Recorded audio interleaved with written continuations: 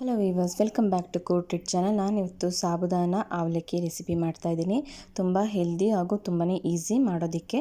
So ಇಲ್ಲಿ ನಾನು ಒಂದು ಪೊಟೆಟೊನ ಬಾಯ್ಲ್ ಮಾಡಿ ಇಟ್ಕೊಂಡಿದ್ದೀನಿ, ಹಾಗೆ ಸ್ವಲ್ಪ ಕಾರ್ನ್ ಕೂಡ ಬಾಯ್ಲ್ ಮಾಡಿ ಇಟ್ಕೊಂಡಿದ್ದೀನಿ, ಹಾಗೆ ಸ್ವಲ್ಪ ಪೀನಟ್ನ ಕ್ರಷ್ ಮಾಡಿ ಇಟ್ಕೊಂಡಿದ್ದೀನಿ, ಕ್ಯಾರೆಟ್ ಒಂದು ಅರ್ಧ ಸಣ್ಣದಾಗಿ ಕಟ್ ಮಾಡಿದ್ದೀನಿ, ಅವಲಕ್ಕಿನ ಸ್ವಲ್ಪ ನೀರಲ್ಲಿ ನೆನೆಸಿ ಅದನ್ನು ಇದು ಮಾಡಿ ಇಟ್ಟಿದ್ದೀನಿ, ಹಾಗೆ ಸಾಬುದಾನ ಸಾಗು ಅದನ್ನು ಕೂಡ ಬಾಯ್ಲ್ ಮಾಡಿ ರೆಡಿ ಮಾಡಿ ಇಟ್ಕೊಂಡಿದ್ದೀನಿ.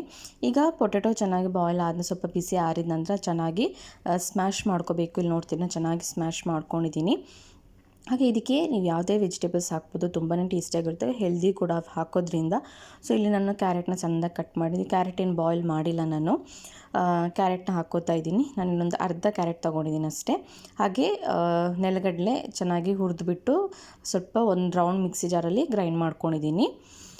ಸೊ ಇದ್ರ ಜೊತೆಗೆ ಸಾಬುದಾನ ಇದನ್ನು ನಾನು ಒಂದು ಅರ್ಧ ಕಪ್ನಷ್ಟು ನೆನೆ ಹಾಕಿಬಿಟ್ಟು ಸ್ವಲ್ಪ ಹೊತ್ತು ಬಾಯ್ಲ್ ಮಾಡಿ ಅದನ್ನು ಕೂಡ ನಾನಿಲ್ಲಿ ಹಾಕೋತಾ ಇದ್ದೀನಿ.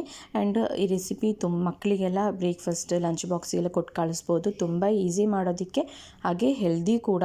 ಯಾಕಂದರೆ ನಾವು ಇದರಲ್ಲಿ ಯಾವುದೇ ವೆಜಿಟೇಬಲ್ಸ್, ಕೆಲವು ಮಕ್ಕಳು ಎಲ್ಲ ವೆಜಿಟೇಬಲ್ಸ್ ತಿನ್ನೋದಿಲ್ಲ, ಹಾಗಾಗಿ ಇಲ್ಲಿ ಇದರಲ್ಲಿ ವೆಜಿಟೇಬಲ್ಸ್ ಮಿಕ್ಸ್ ಮಾಡಿ ಕೊಟ್ಟರು ಅವ್ರು ಚೆನ್ನಾಗಿ ತಿಂತಾರೆ. ಸೊ ಇಲ್ಲಿ ನಾನು ಸ್ವೀಟ್ ಕಾರ್ನ್ ಕೂಡ ಬಾಯ್ಲ್ ಮಾಡಿ ಮಿಕ್ಸಿ ಜಾರಲ್ಲಿ ಒಂದು ರೌಂಡ್ ಗ್ರೈಂಡ್ ಮಾಡ್ಕೊಂಡಿದ್ದೀನಿ ಅಷ್ಟೇ. ನೋಡ್ತಿರ್ಬೋದು ಎಷ್ಟು ಗ್ರೈಂಡ್ ಮಾಡ್ಕೊಂಡಿದ್ದೀನಿ. ಹಾಗೆ ಸ್ವಲ್ಪ ಅವಲಕ್ಕಿ ನಾನೊಂದು ಬೌಲ್ನಷ್ಟು ಸಣ್ಣ ಬೌಲ್ನಲ್ಲಿ ಅವಲಕ್ಕಿ ತೊಗೊಂಡಿದ್ದೆ, ಅದನ್ನು ಚೆನ್ನಾಗಿ ವಾಶ್ ಮಾಡಿ ನೆನೆ ಹಾಕಿ ಅದನ್ನು ನೀರಿಂದ ತೆಗೆದು ಅದನ್ನು ಇಲ್ಲಿ ಹಾಕ್ಕೋಬೇಕು, ಚೆನ್ನಾಗಿ ಮಿಕ್ಸ್ ಮಾಡ್ಕೋಬೇಕು.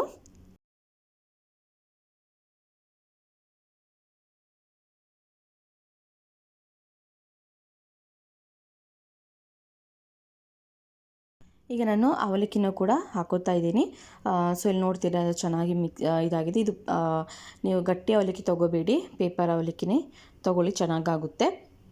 ಆ್ಯಂಡ್ ಇದೆಲ್ಲ ಹಾಕಿಬಿಟ್ಟು ಈಗ ಇದಕ್ಕೆ ಸ್ವಲ್ಪ ಮಸಾಲ, ತುಂಬ ಲೈಟ್ ಮಸಾಲ, ಜಾಸ್ತಿ ಏನು ಮಸಾಲ ಇಲ್ಲ.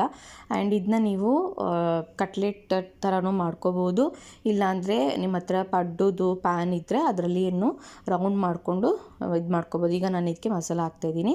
ಒಂದು ಅರ್ಧ ಟೀ ಸ್ಪೂನ್ ಅರಿಶಿಣ ಪುಡಿ ಹಾಕ್ತಾಯಿದ್ದೀನಿ, ಹಾಗೆ 1 tea spoon red Kashmiri chilli powder, ಹಾಗೆ ಇಲ್ಲಿ ಪೆಪ್ಪರ್ ಪೌಡರ್ ಯೂಸ್ ಮಾಡ್ತೀನಿ. ನಾನಿಲ್ಲಿ ಖಾರಕ್ಕೆ ಗ್ರೀನ್ ಚಿಲ್ಲಿ ಯಾವುದೂ ಯೂಸ್ ಮಾಡ್ತಿಲ್ಲ, ಯಾಕಂದರೆ ಸ್ಪೆಷಲಿ ಮಕ್ಕಳಿಗೆ ಮಾಡ್ತಿರೋದ್ರಿಂದ ಖಾರ ಚಿಲ್ಲಿ ಯೂಸ್ ಮಾಡ್ತಿಲ್ಲ.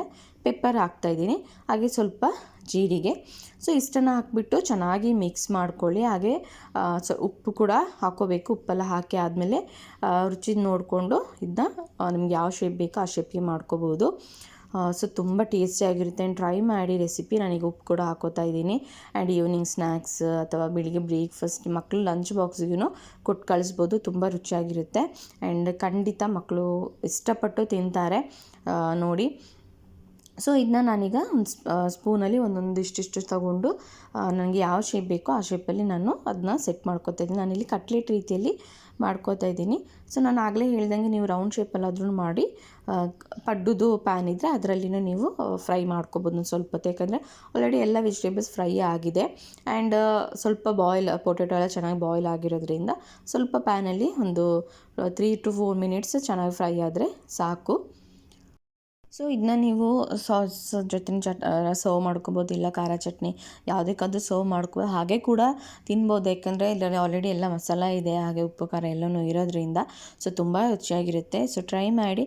ಸೊ ಇದನ್ನೆಲ್ಲ ನಾನೀಗ ಈ ಶೇಪಲ್ಲಿ ರೆಡಿ ಮಾಡಿ ಇಟ್ಕೊಂಡಿದ್ದೀನಿ.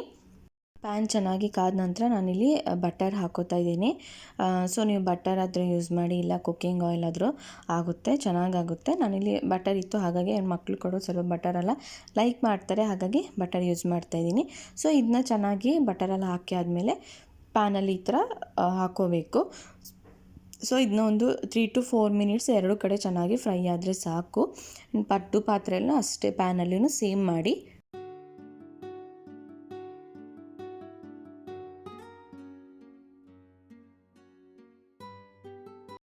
ಸೊ ಇದ್ರ ಮೇಲೆ ನಾನು ಸ್ವಲ್ಪ ಬಟರ್ ಕೂಡ ಹಾಕೋತಾ ಇದ್ದೀನಿ. ಆ್ಯಂಡ್ ನೀವು ಕುಕ್ಕಿಂಗ್ ಆಯಿಲ್ ಯೂಸ್ ಮಾಡಿದ್ರೆ ಕುಕ್ಕಿಂಗ್ ಸ್ವಲ್ಪ ಅಪ್ಲೈ ಮಾಡಿದರೆ ಸಾಕು, ಇಲ್ಲಿ ಜಾಸ್ತಿ ಏನು ಬೇಕು ಅಂತಿಲ್ಲ ಆಯಿಲೆಲ್ಲ. ಆ್ಯಂಡ್ ಪಡ್ಡು ಇದ್ರ ಮಾಡೋದಾದ್ರೂ ರುಚಿಯಾಗಿರುತ್ತೆ. ಆ್ಯಂಡ್ ರೌಂಡ್ ಶೇಪ್ ಇರೋದ್ರಿಂದ ಮಕ್ಕಳು ಕೂಡ ತುಂಬ ಇಷ್ಟಪಟ್ಟು ತಿಂತಾರೆ.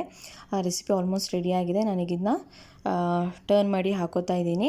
ಸೊ ಇಲ್ಲಿ ನೋಡ್ತಿರ್ಬೋದು ಕಲರ್ ಕೂಡ ಚೇಂಜ್ ಆಗಿದೆ ಸ್ವಲ್ಪ.